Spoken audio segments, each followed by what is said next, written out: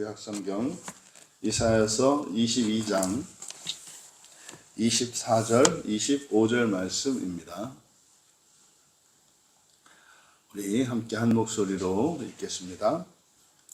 그의 아버지 집의 모든 영광이 그 위에 걸리리니 그 후손과 족속되는 각 작은 그릇 곧 종지로부터 모든 항아리까지니라. 만군의 여호와께서 이르시되 그날에는 단단한 곳에 박혔던 못이 사그리니 그 못이 부러져 떨어지므로 그 위에 걸린 물건이 부서지리라 하셨다 하라. 나 여호와의 말이니라. 아멘. 가문 전체에 비치는 언약의 축복이라는 제목으로 말씀의 은혜를 나누고자 합니다. 우리가 지금 함께 살펴보고 있는 본문은 유다에서 시스기야 왕 시대에 유능한 신하였던 셈나 대신 헬기야의 아들인 엘리야김을 세우시는 장면을 담고 있습니다. 여기서 이제 셈나가 의미하는 바는 유능한 것, 이것은 인간적이고 세속적으로 탁월한 것을 말합니다. 그러니까 사람의 의를 갖춘 사람을 가리켜요. 그리고 이방인인 것은 이제 하나님 나라로 보았을 때 이 세상 나라가 이방 나라가 되는 겁니다. 그래서 이 본문은 셈나에서 셈나를 엘리야김으로 바꾸겠다고 하는 이 얘기는 이스라엘의 역사적 사건인 것처럼 보입니다만은 실제로 여기에 등장하는 힐기야와 이 엘리야김이라고 하는 것은 성경에 나오는 그 인물들과 일치하지 않습니다. 그래서 이게 무엇인가 하는 이제 그렇게 궁금증을 자아내는 본문인데, 사실은 이거는 바로 다윗 언약이 어떻게 계승되어질 것이며 또 그 다윗 언약이 어떻게 성취되고 누구에 의해서 이루어지는가를 지금 나타내고 있는 매우 중요한 그런 본문입니다. 그래서 그 다윗 언약이 실제로 이제 누가복음 1장에서 예수님이 다윗 언약의 계승자로서 왕좌를 차지할 것을 말씀하시는데, 또 예수님은 제자들에게 그 왕자의 제자들을 초청하신단 말이에요. 너희가 나와 함께 12보좌에서 그 왕으로서 다스릴 것. 그리고 이제 요한계시록에서도 이제 그렇게 우리에게 예고하고 있거든요. 그래서 구약과 신약 사이에 그 언약이 이 다윗 언약과 새 언약으로 이어지는데 그 연결고리가 좀 분명하지 않았습니다. 그런데 바로 이사야서 22장에 이 본문이 바로 다윗 언약의 갱신과 계승에 관한, 그리고 예수님의 십자가 사건으로 이제 이어지는 그런 매우 중요한 본문이다라는 것을 이번에 우리가 발견하게 된 겁니다. 이제 오늘 우리가 읽은 24절과 25절에서 여기서 더욱 놀라운 것은 우리가 그렇게 로마서 5장에서 전가 교리를 이야기할 때 죄의 전가뿐만 아니라 하나님의 의가 전가됩니다. 그런데 죄의 전가는 위에서 아래로 됩니다만은 의의 전가는 위에서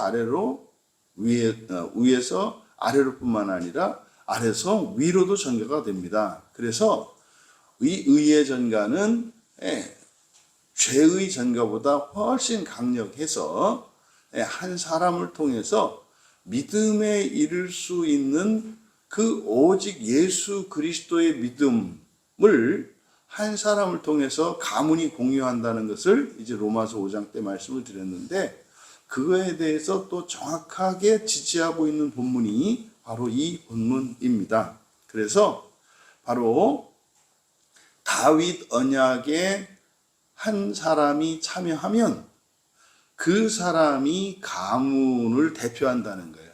그래서 은혜의 대표성 원리를 나타내고 있는 그런 본문입니다. 이제 두 절 본문을 살펴보면 24절에 이제 그 축복이 어떻게 이제 흘러가는지를 보여주고 있습니다. 24절에 그의 아버지 집의 모든 영광이 그 위에 걸리리니 그 후손과 족속되는 각 작은 그릇 곧 종지로부터 모든 항아리까지니라. 지금 24절의 번역이 이제 매끄럽지 않은 것은 먼저 단어부터 좀 바로 잡으면 후손과 족속 이렇게 되어 있는데 여기서 족속이라고 하는 것이 이제 반계예요, 반계. 그러니까 반계라고 하는 것은 형제를 말하는 거죠. 그래서 지금 24절은 먼저 이제 동사부터 살펴보면 그의 위에 매달릴 것이다. 이렇게 돼 있어요. 그의 위에 매달릴 것이다. 그러니까 그의 위에 매달린다는 것이 붙어 있는 거죠. 바로 앞에서는 바로 무엇을 얘기했습니까? 다윗 언약을 계승하게 되는 엘리야김, 그는 그리스도의 예표론적 인물인데 그를 십자가에 못 박는다 그랬잖아요. 그래서 그 위에 그곳이 나타내는 것은 바로 못 박는 그것을 나타내고, 지금 우리말 성경에 단단한 곳이라고 번역되어 있는 이것이 아주 치명적인 오류란 말이에요.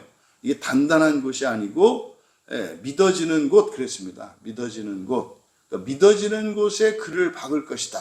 이게 무슨 말이냐면 예수 그리스도께서 십자가에 못 박힐 사건에 대한 예언이고, 믿어질 곳에 믿어지게 되는 곳에 믿어지게 되는 곳이라고 하는 것은 십자가를 의미하는데, 그래서 예수님이 십자가에 못 박힌 그 의미가 믿을 수 없는 사람들이 믿을 수 있게 하기 위한 하나님의 구원의 행동이라는 것을 이 본문에서 설명을 해요.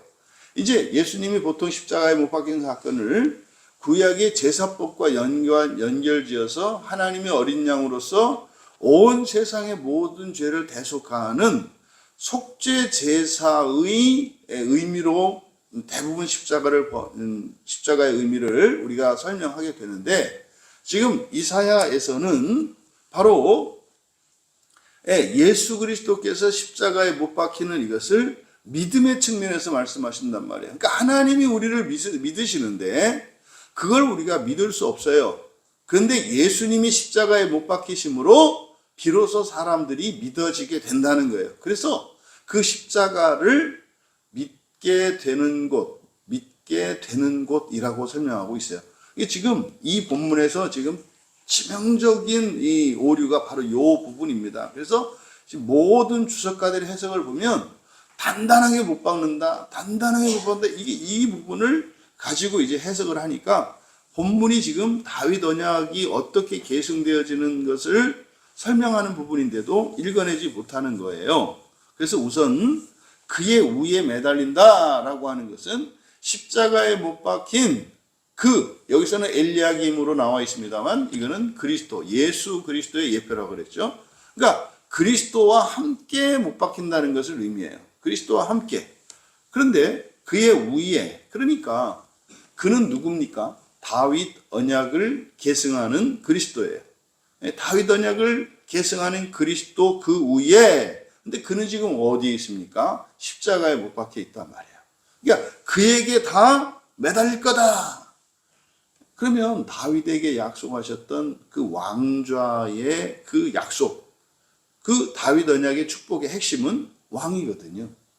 그것이 그 주권, 왕의 주권과 영광이 모든 가족들에게 공유된다는 것을 의미합니다. 그러니까 여기서 매달린다는 것은 의존한다라고 하는 이 뜻을 넘어서 바로 함께 나눈다는 뜻이에요.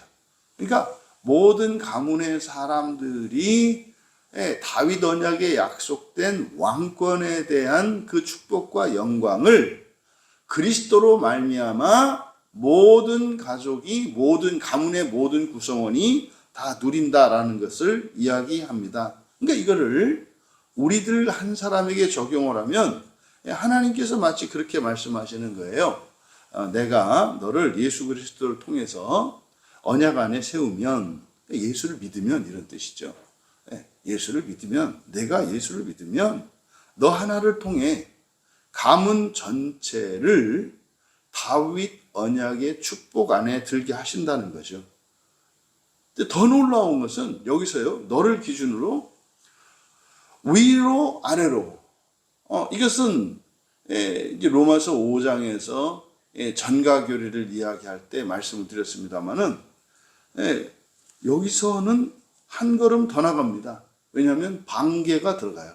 반계는 뭡니까? 형제거든요. 형제. 그래서 나머지 본문을 이제 번역을 해보면 그 후손들과 반계들의 아버지 집의 모든 영광. 이게 뭡니까? 모두 다예요. 모두 다. 한 사람이 예수님을 믿어요.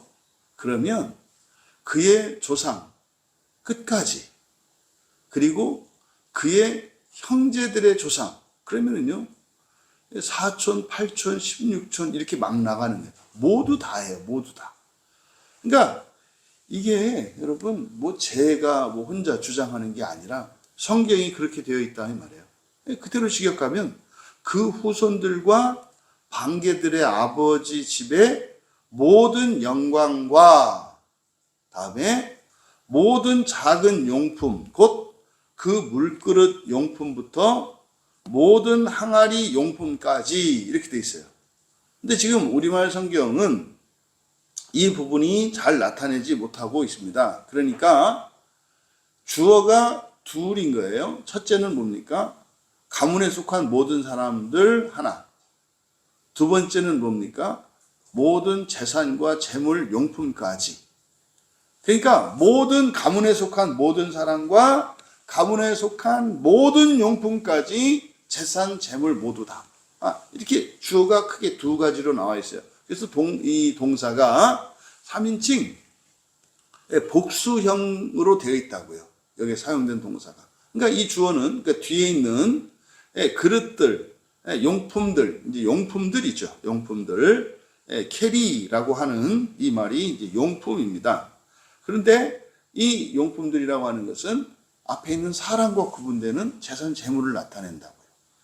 그래서 지금 여기서 후손과 반계, 그러니까 후손은 체매차, 직계를 나타내는 말이에요. 직계 자손을 나타내는 거예요. 체매차. 그 다음에 반계는 체피아입니다. 체피아. 그러니까 직계 자손뿐만 아니라 곁가지로 뻗어나간 모든 친족을 포함한다는 거예요. 제가 얼마나 통쾌하던지요. 이 부분이 애매했거든요. 왜냐하면 로마서를 볼 때, 그리고 구약 성경에서 하나님의 은혜가 공동체적으로 그 대표성의 원리에 따라 임한다고 하는 구약의 또 가장 확실한 본문이 출애굽기 34장 7절이란 말이에요. 근데 출애굽기 34장 7절에서는 천대로, 그래서 위로 아래로만 제시되고 있거든요. 천대로. 그러니까요. 하나님의 인자는 헤세드의 은혜죠. 인자는 그 헤세드의 은혜고, 헤세드라고 하는 것은 구원의 언약이거든요. 그 언약의 신실하심이 천대까지 베풀며, 그래서 위로 아래로가 없어요. 그래서 이거를 수직으로만 우리가 이 헤세드의 은혜가 수직으로만 천대까지, 그러니까 수직으로 조상 끝에서부터 후손 끝에까지 임하는구나. 그래서 직선적으로 헤세드의 은혜가 임한다고 생각을 했었단 말이에요.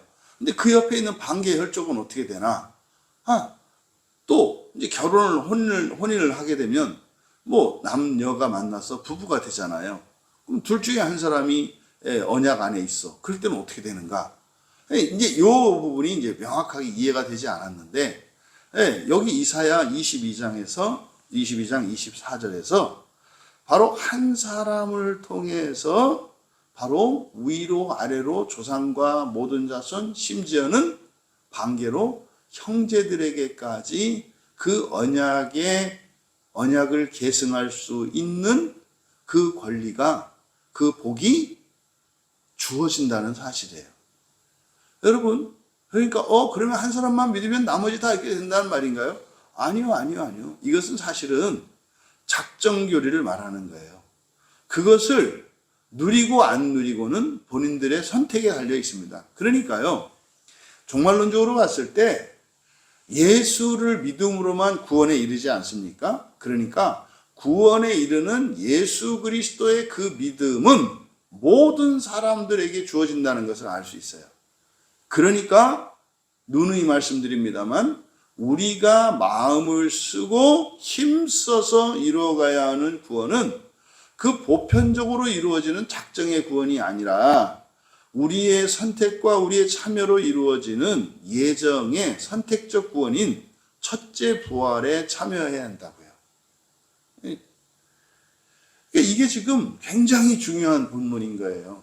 이사야서 22장 24절은 바로 관계까지 주어진다는 거죠. 그러면요, 사실은 한 사람이 예수님을 믿고 중요한 것은 그 사람이 언약을 갱신하며 언약 안에서 살아야 해요. 왜요? 핵심이 다윗 언약을 계승하는 거니까. 그러니까 다윗 언약을 계승해야지. 교회 다닌다 하더라도 교회를 다니면 다윗 언약을 계승할 수 있는 기회가 주어져요. 그런 권리가 주어져요. 그런데 그 언약을 계승하고 안 하고는 누구에 의해서 결정돼요? 자기 자신에게 의해서. 그러니까 여러분, 이 부분을 잘 이해하고 계셔야 됩니다. 그러니까요, 한 사람만 그러면 예수님을 믿고 다윗 언약을 계승했어. 근데 이 사람은 언약적인 삶을 살질 않아. 하나님 말씀과 상관없이 산다 이 말이에요. 근데 그 사촌이 아주 교회를 안 다니는데 하나님 말씀대로 살고 하나님처럼 살아. 이제 사람들이 보기에. 그랬을 때 종말론적으로 어떻게 된다는 거예요? 믿기는 내가 믿고 교회 다니는 내가 다녔는데 살기를 똑바로 사는 그 사람이 나보다 먼저 하나님 나라에 들어갈 수 있다고 하는 가능성을 열어놓는 거예요. 이거 난리 날 일이죠. 교회에서 들으면. 이게 난리 날 일이 아니죠. 기회가 주어졌다 할지라도 그 기회를 인격적으로 받아들이고 그 기회를 자기 것으로 선용하지 못하면 그 유익을 누리지 못한다는 거예요. 그러니까요, 교회가 세워졌는데 교회를 통해서 그 민족의 구원이 임해요. 근데 그는 구원이 임했다라고 하는 것은 하나님 자녀되는 씨가 임하는 거잖아요. 그러니까 그 선택의 기회가 주어지는 거라고요. 근데 매일 살기를 회개하지 않고 그냥 그대로 살아. 그 사람은 살아야 할 언약적 삶이 남아있어요. 이게 지옥이잖아요. 여러분들이, 그러니까 이 기독교에 대한 오해가 정말 말끔히 벗겨질 수 있는 그런 시간이 되기를 진심으로 바랍니다. 그리고 이제 25절은 이제는 그 다윗 언약에서 이어지는 또 다른 하나님의 은혜에 대해서 설명을 하는데 이게 이제 사실 이제 고난과 심판으로부터의 해방을 가르쳐 줍니다. 만군의 여호와께서 이르시되, 만군의 여호와는 누구라 그랬습니까? 심판과 새 창조의 하나님이시다. 여호와는 헤세드, 언약의 하나님이시다. 이렇게 이제 우리가 의미를 구분해야 된다 말씀을 드렸습니다. 그러니까 만군의 여호와께서 이르시되, 이거는 무엇과 관련된 거예요? 심판과 관련된 거예요. 심판과. 그 날에는 단단한 곳에 박혔던, 마찬가지예요. 여기서 단단한 곳이라고 번역된 것이 단단한이 아니라 믿게 되는이에요. 믿게 되는. 믿다라고 하는 동사 아만의 수동태 분사예요. 수동태형 분사예요. 그러니까 믿다의 수동태니까 믿게 되다가 되고, 분사니까 믿게 되는 이라고 하는 형용사가 되는 거예요. 그래서 믿게 되는 곳에 십자가를 의미한다 그랬어요. 박힌 곳, 박힌 못. 그러니까 그 믿게 되는 곳에 못을 박는 행위가 뭡니까? 심판의 행위예요. 심판의 행위라고요. 그럼 이 못은 뭡니까? 이게 고난과 고통과 심판에서 나타나는 죄에 대한 벌이에요. 그러니까 죄를 속죄하기 위해서 죽이는 벌이라고요. 그래서 못은 바로 이거는 고난과 심판을 상징합니다. 근데 여호와, 만군의 여호와께서 말씀을 하시는데, 여기서 우리말 성경에 이르시되 이렇게 되어 있지 않습니까? 이르시되라고 번역되어 있는 여기가 네움, 신탁이에요. 신탁. 신탁이니까 이것은 사실 이미 정해진 것을, 결정된 것을 말씀하고 있는 거거든요. 그러니까 지금 만군의 여호와, 심판의 하나님의 신탁인데 이건 이미 정해진 거예요. 믿게 되는 곳에 박힌 못이 떠날 것이요 절단될 것이요. 그러니까 못이 떠난다, 제거된다는 거죠. 절단된다, 이거는 없어진다는 거예요. 그러면요, 못이, 그날의 못이 어떻게 된다? 없어진다. 그건 뭡니까? 못이 없어진다라고 하는 이것은 바로 상처를 입히고 죽이는, 또 심판하는 그 못. 그래서 육체의 고난과 고통, 그리고 심판이 완전히 종식될 것에 대한 예언이에요. 이게 이제 성경에서 나오는 하나님 나라에 대한 묘사들이죠. 어둠도 없고, 이별도 없고, 눈물도 없고, 탄식도 없는, 이것을 바로 뭐라 그래요? 못이, 여기에서는 그 못이 떠날 것이요 절단될 것이요 라고 이렇게 말씀하는 거예요. 그러니까요, 바로 한 사람이 예수 그리스도를 믿고 언약의 계승자로 살아가면, 그러니까 그리스도인답게 그냥 똑바로 살면, 이런 뜻이에요. 언약의 계승자 이러니까 어려운 것 같습니다만 그리스도인으로서 살면 뭐 이런 뜻입니다. 그러면은요, 일어나는 효과가 앞에 24절에서는 뭐예요? 왕권을 계승한다는 거예요. 왕권을 계승한다는 거예요. 범위가 어떻다는 거예요? 모든 조상과 모든 자손, 이거는 직계 반계로 임한다는 거예요. 왕권의 효과가 그래요. 두 번째로 이제 25절에서는 바로 이 죄의 문제거든요. 죄를 벗기는 문제인데, 바로 여기서는 어떻게 한다는 겁니까? 이제 그 심판이 사라지고 고통이 사라진다는 거예요. 그러니까 이건 뭡니까? 하나님의 의에 대한 약속이에요. 그러니까 죄가 없는 상태가 된다는 거죠. 심판이 종식된다는 것은 어떤 뜻입니까? 더 이상 뭐 심판하고 말고 할 게 없다 이 말이에요. 완전하기 때문에. 그러니까 이것은 창조의 완성을 의미하고 존재론적으로 하나님의 의에 이르게 된, 이건 부활을 상징하는 말이에요. 그러니까 이 죄의 문제가 확실하게 해결이 된다는 거죠. 그럼 여기는요, 가문을 올가매했던 원죄의 문제나 개인들이 헤매고 이렇게 막 버둥대고 허덕였던 각 개인이 가지고 있는 자범죄나 이 모든 것들이 완전히 그런 것들로부터 해방되는 그 날이 온다는 거죠. 놀라운 말씀입니다. 그래서 이게 그 위에 있던 짐이, 우리말 성경으로는 부서지리라 이렇게 되어 있는데, 여기서 부서지다라고 번역한 여기에 카라트입니다. 카라트가 언약을 맺다, 베다라는 뜻이죠. 베다. 그래서 그것들이 베어질 것이다. 그것이 베어질 것이다. 여러분, 육체의 할례를 행하잖아요. 육체의 할례를 행할 때 피부 끝을 잘라냅니다. 그럼 그것으로, 그 피로 말미암아 모든 죄가 속죄가 됩니다.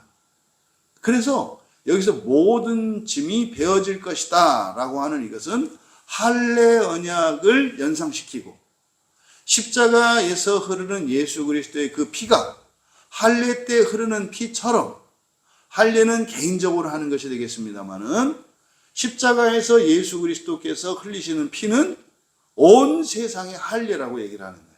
온 세상의 할례. 그래서 모든 죄가 그 날에 속죄될 것이다 라고 말씀하고 있습니다. 놀라운 얘기죠.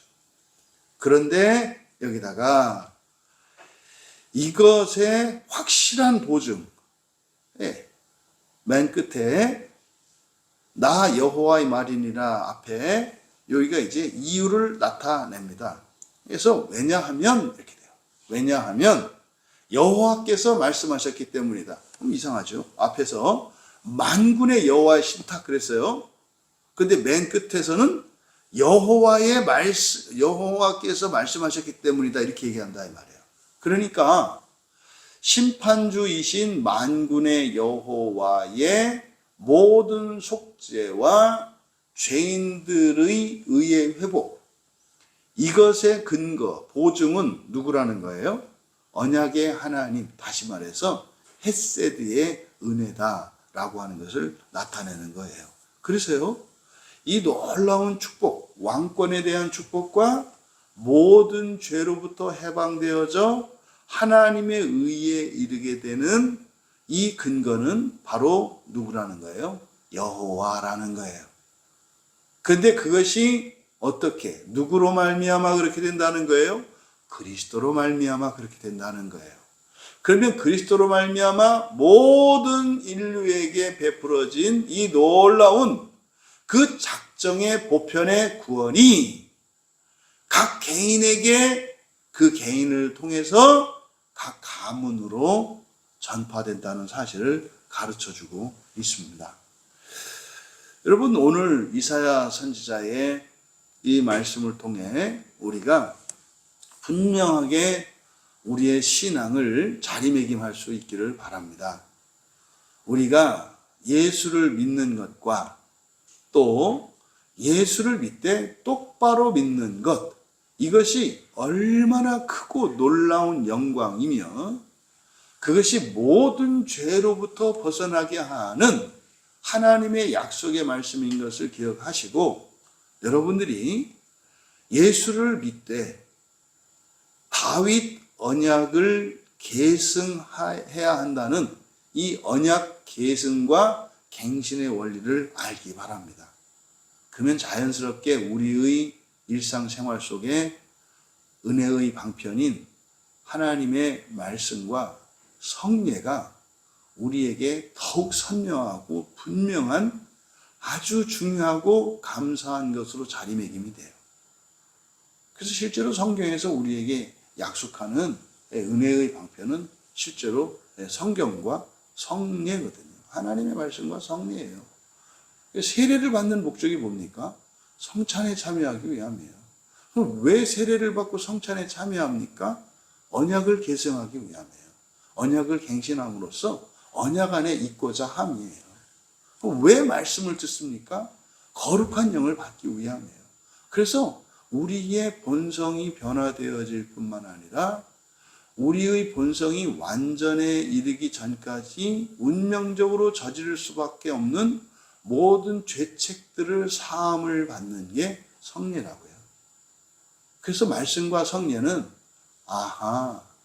예수 그리스도를 통하여 다윗 언약을 계승하여 첫째 부활로 왕좌에서 이 우주에 떠 있는 어느 별 하나를 기업으로 받아서 거기를 재창조하고 새하늘과 새 땅, 다시 말해 마지막 한 사람까지 부활에 이르게 되는 그 작정의 보편의 부활이 이를 때까지 왕 노릇하며 살게 된다고 하는 사실을 여러분들이 아시기 바랍니다. 그러면요, 알기만 할 게 아니라 두 번째로 그것으로 기뻐하고 감사하고 찬양할 수 있는 우리 모두가 되기를 바랍니다. 우리가 진정으로 기뻐하고 진정으로 감사하고 진정으로 찬양할 것은 바로 무엇이에요? 예수 그리스도를 통해 다윗 언약을 계승하는 계승자가 된 것이에요. 그래서 여러분, 이게 이렇게 살면서 이렇게 일어나는 이런 일들이 우리에게 기쁨이 되는 게 아니고요. 살면서 이 세상에서 여러분들이 누리는 모든 기쁨과 즐거움은 반드시 대가가 있다고요. 대가를 치러야 된다니까요. 무엇 때문에 좋아요, 기뻐요? 반드시 기뻐하는 그 일 때문에 슬퍼하고 괴로워하는 날이 반드시 옵니다. 여러분이 부자가 됐어요. 돈이 많아졌어요. 기뻐요. 그 많아진 돈 때문에 반드시 괴로움을 당하는 날이 온다 이 말이에요. 그러니까 얼마나 우리들이 어리석은 삶을 살고 있는지, 심지어 교회 안에 있는 신자들조차도 그러니까 영원하고 불변하며 완전한 그 소망에서 기쁨을 누리고 감사하고 찬양하는 게 아니라 이렇게 상대적이고 한시적이고 일시적인, 그리고 반드시 대가를 지불해야 되는 세상에 있는 것으로 자꾸 기쁘고 감사하려고 하는 여러분들이 진정으로 기뻐할 만한 것으로 기뻐할 수 있는 그런 감성을 회복하는 우리 모두 되기 바랍니다. 그게 뭐예요? 그게 사랑이에요. 사랑하는 게 종말과 관련해서 이 언약의 성취와 연결지어서 생각을 했을 때 바로 우리가 첫째 부활에 참여하여 왕권을 계승받아 왕으로 통치하며 창조하며 살아가는 그날의 기쁨으로 살아가는 거, 이게 사랑이라고요. 그것이 없으면 사랑할 수가 없죠. 세 번째로는 뜻을 세워야 되겠죠. 여러분들이 그리스도를 통하여 놀라운 축복과 은혜의 통로가 된 것을 아셨으니 그 통로로 사시기로 뜻을 세우고 결단하셔라. 하나님, 내가 최소한 우리 가문에 이런 왕권의 축복을 전하는 축복의 통로요, 모든 죄에서 풀어줄 수 있는 속죄와 해방의 통로인 것을 믿습니다. 그래서 여러분들이 그렇게 살아가기로 뜻을 세우고 결단하시기를 바랍니다. 그리고 성령과 함께 힘껏 살아가시고, 성령과 함께 힘껏 살아가기 위해서는 여러분들에게 은혜가 절대적으로 필요하고 고갈되지 말아야 합니다. 정말 이사야 22장을 통해서 종말의 구원과 그리고 구약과 신약 사이에 자연스럽게 연결되지 않았던 다윗 언약의 갱신과 계승에 대해서 깨우쳐 주신 하나님께 얼마나 감사한지 몰라요.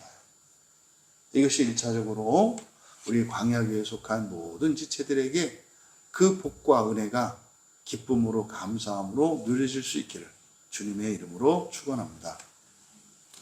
존귀하신 하나님, 한 사람이 예수를 믿고 그리스도인 되어 그리스도인답게 살아가며 다윗 언약을 계승하고 갱신하며 살아갈 수 있다고 하는 이 놀라운 진리를 가르쳐 주신 것을 감사합니다. 왜 저희들이 하나님의 말씀을 읽고 설교를 들으며 은혜를 받아야 하고 또한 성례를 통하여 언약을 갱신해야 하는 것인지, 또한 그것이 나만을 위한 것이 아니라 우리 가문 전체를 위한 것임을 깨우쳐 주시니 참으로 감사합니다. 이 소식이 온 세상 모든 그리스도인들은 물론이요, 모든 사람들에게 전해져서 그저 나를 위하여 살아가던 인생, 헛된 이 세상의 즐거움을 위하여 살아가던 인생에서 돌이켜 영원하고 불멸한 그 세상을 위하여 모두를 섬기며 살아가기로 결단하는 은혜의 일들이 날마다 더하여지게 하옵소서. 감사하며 예수님의 이름으로 기도하옵나이다.